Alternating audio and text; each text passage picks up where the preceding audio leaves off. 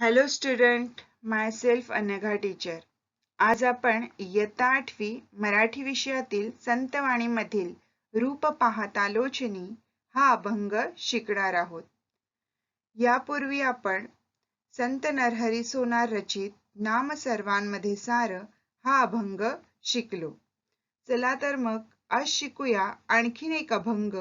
या अभंगाच्या पहिल्या भागात संत ज्ञानेश्वर महाराजांविषयी जाणून घेऊया. आज आपण संतवाणीमधील संत ज्ञानेश्वर महाराज यांनी रचलेला रूप पाहता लोचनी हा अभंग पाहणार आहोत. ह्या अभंगामध्ये संत ज्ञानेश्वर महाराज विठ्ठलाचे दर्शन घेताना त्यांच्या मनात आलेले भाव प्रकट करतात. आता आपण संत ज्ञानेश्वर महाराज यांच्याविषयी जाणून घेऊया. त्यांचे मूळ नाव ज्ञानेश्वर विठ्ठल कुलकर्णी. त्यांचे वडील विठ्ठलपंत, त्यांची आई रुक्मिणी.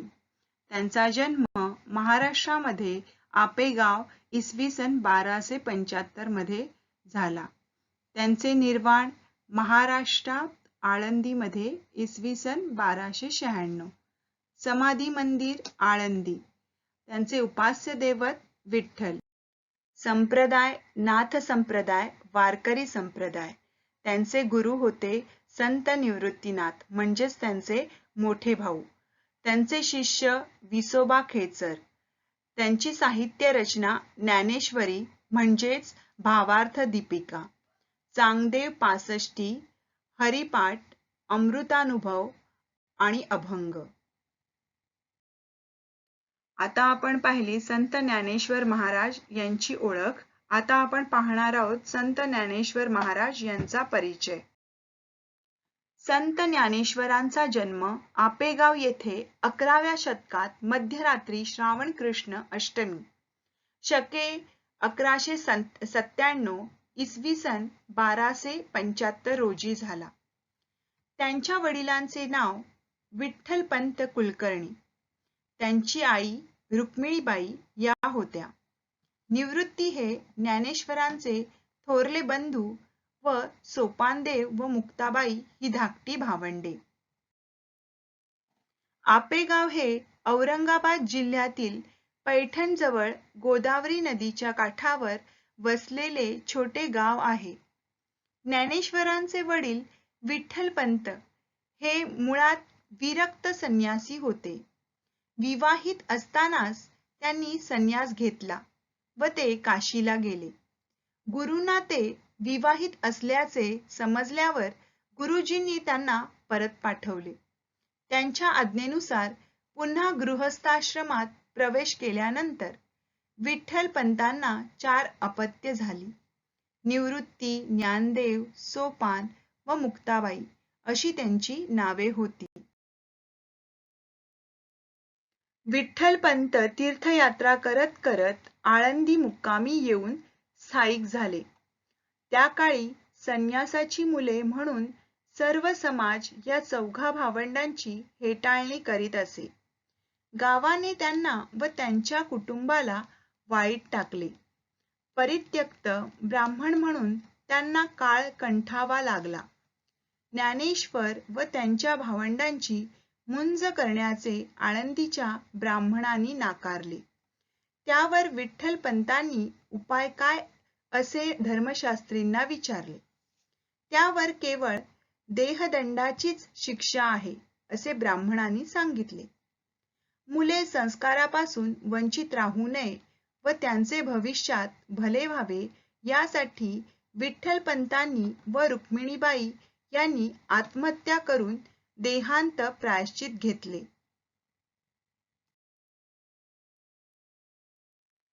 आई वडिलांच्या मृत्यूनंतरही ज्ञानेश्वरांना आणि त्यांच्या भावंडांना लोकांकडून फार त्रास दिला गेला. त्यांना अन्न आणि पाणी यासारख्या मूलभूत गोष्टी नाकारण्यात आल्या. पुढे ही भावंडे पैठणला गेली आणि तेथे ज्ञानेश्वरांनी आपली विद्वत्ता सिद्ध केली. संतवर्य ज्ञानेश्वरांनी वयाच्या अवघ्या 21व्या वर्षी आळंदी येथे इंद्रायणी नदीच्या पावन तीरावर संजीवन समाधी घेतली. हा ज्ञानसूर्य मावळल्यानंतर अवघ्या वर्षभरात निवृत्ती, सोपान व मुक्ताबाई या त्यांच्या भावंडांनी आपली इहलोकीची यात्रा संपवली. आता आपण संत ज्ञानेश्वर महाराजांनी लिहिलेले ग्रंथ पाहूया.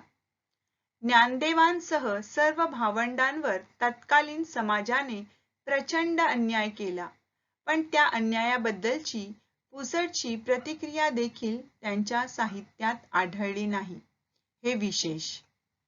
संत ज्ञानेश्वर आणि त्यांच्या भावंडांचा मराठी संस्कृतीवर असलेला प्रभाव आजही अबाधित आहे. संत ज्ञानेश्वरांनी अत्यंत रसाळ भाषेत शब्दरचना केली आहे. ज्यांनी लिहिलेला पहिला महत्त्वाचा ग्रंथ म्हणजे श्री ज्ञानेश्वरी. त्याविषयी आपण थोडं जाणून घेऊया. निवृत्तीनाथ हेच ज्ञानेश्वरांचे सद्गुरू होते. नेवासा क्षेत्रात आपल्या गुरूंच्या कृपाशीर्वादाने गीतेवर त्यांनी प्रख्यात टीका लिहिली. खरे पाहता ज्ञानेश्वरांनी ही टीका सांगितली व सच्चिदानंद बाबा यांनी ती लिहिली. या ग्रंथास ज्ञानेश्वरी किंवा भावार्थ दीपिका असे म्हणतात. ज्ञानेश्वरीच्या माध्यमातून संस्कृत भाषेतील ज्ञान श्री संत ज्ञानेश्वरांनी प्राकृत भाषेत आणले.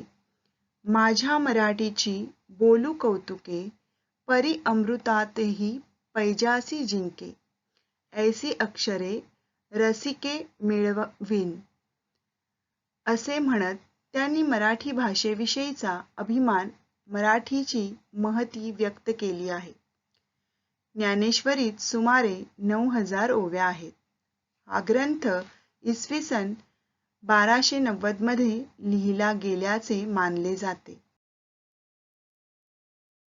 ज्ञानेश्वरीच्या शेवटच्या अध्यायात ज्ञानेश्वर देवाला आपण केलेल्या ज्ञानेश्वरीचे फल म्हणून पसायदान म्हणजेच प्रसाद मागताना म्हणतात, जे खळांची व्यंकटी सांडो, तया सत्कर्मी रती वाढो, भूता परस्परे जडो, मैत्र जीवाचे. ज्या व्यक्ती वाईट प्रवृत्तीच्या आहेत, त्यांच्यातील वाईट प्रवृत्ती नुसतीच नष्ट होवो नव्हे, तर त्यांची प्रवृत्ती सत्प्रवृत्तीत परावर्तित व्हावी आणि ह्याची फलश्रुती म्हणजेच सर्वच व्यक्ती सर्वांचे मित्र होवोत. पसायदानामध्ये सर्व प्राणीमात्रांमध्ये प्रेमाची भावना निर्माण व्हावी व मनातील दुष्ट भावनांचा नाश व्हावा, अशी विनंती ज्ञानेश्वर महाराज करतात. दुरितांचे तिमिर जावो, विश्व स्वधर्म सूर्ये पाहो, जो जे वांछिल तो ते लाहो, प्राणी जात.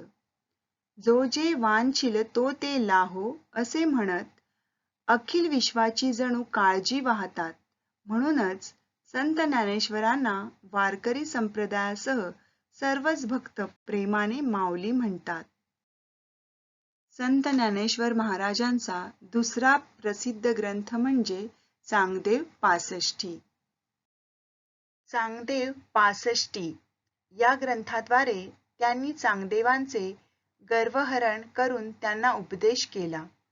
चांगदेव हे महान योगी 1400 वर्ष जगले असे मानले जाते, पण त्यांचा अहंकार गेला नव्हता. यासाठी संत ज्ञानेश्वरांनी उपदेशपर लिहिलेले 65 ओव्यांचे पत्र म्हणजेच चांगदेव पासष्टी हा ग्रंथ होय. संत ज्ञानेश्वर महाराजांचा पुढचा ग्रंथ म्हणजे हरिपाठ. संत ज्ञानेश्वरांचा हरिपाठ अभंगात्मक 28 अभंग हा नामपाठ आहे. यात हरिनामाचे महत्त्व सांगितले आहे. हरिप्राप्तीचे सोपे सुलभ साधन म्हणजेच नामस्मरण होय, असेच हरिपाठ सांगतो. संत ज्ञानेश्वर महाराजांनी अमृतानुभवची पण रचना केली. ज्ञानेश्वरी नावाची गीतेवरील टीका लिहून आपले गुरु निवृत्तीनाथांच्या पुढे ठेवली. निवृत्तीनाथांना मोठा आनंद होऊन त्यांनी ज्ञानदेवांना सांगितले, तू गीतेवर उत्तम टीका लिहून बोली अरूपाचे रूप दावीन ही प्रतिज्ञा पूर्ण केलीस. या ग्रंथाचा जगाला खूप मोठा उपयोग होईल. पण त्या अमृतरूप परमात्म्याचा तुला स्वतःला काय अनुभव आला ते तू मला सांग. ही निवृत्तीनाथांची आज्ञा शिरस्वानंद मानून अमृतरूप परमात्म्याचा जो अनुभव ज्ञानेश्वरांनी सांगितला त्याचेच नाव अमृतानुभव होय. या ग्रंथाचे 10 प्रकरणात विभाजन केले आहे. संत ज्ञानेश्वर महाराजांची अभंग रचना. संत ज्ञानेश्वर महाराजांनी या ग्रंथाशिवाय अनेक अभंग रचले आहेत. आजी सोनियाचा दिनू वर्षे अमृताचा धनु हरी पाहिला रे हरी पाहिला रे. पैल तोगे काऊ कोकत आहे शगुन गे माये सांगत आहे. उडूड रे काऊ तुझे सोन्याने मडविन पाऊ. अरे अरे ज्ञाना झालासी पावना तुझे तुझ ध्यान कळवाले. पडिले दूर देशी मज आठवे मानसी नको हा वियोग कष्ट होता ती जीवासी. सगुण निर्गुण दोन्ही विलक्षण ब्रह्म सनातन विठ्ठल हा. रंगा येई वो येई रंगा येई वो येई विठाई किटाई माझे कृष्णाई कान्हाई. समाधी साधन संजीवन नाम शांती दया सम सर्वानुभूती. तुझ सगुण म्हणू की निर्गुण रे सगुण निर्गुण एकू गोविंदू रे. अशाच अनेक अभंगापैकी आपण आज पाहणार आहोत रूप पाहता लोचनी सुख झाले व साजणी. तर मुलांनो, संत ज्ञानेश्वरांची चांगली ओळख झाली ना? त्यांचे निरनिराळे अभंग शोधून वाचून काढा. या भागापुरते इतकेच. पुढील भागात आपण या अभंगाचा अभ्यास करूया. धन्यवाद.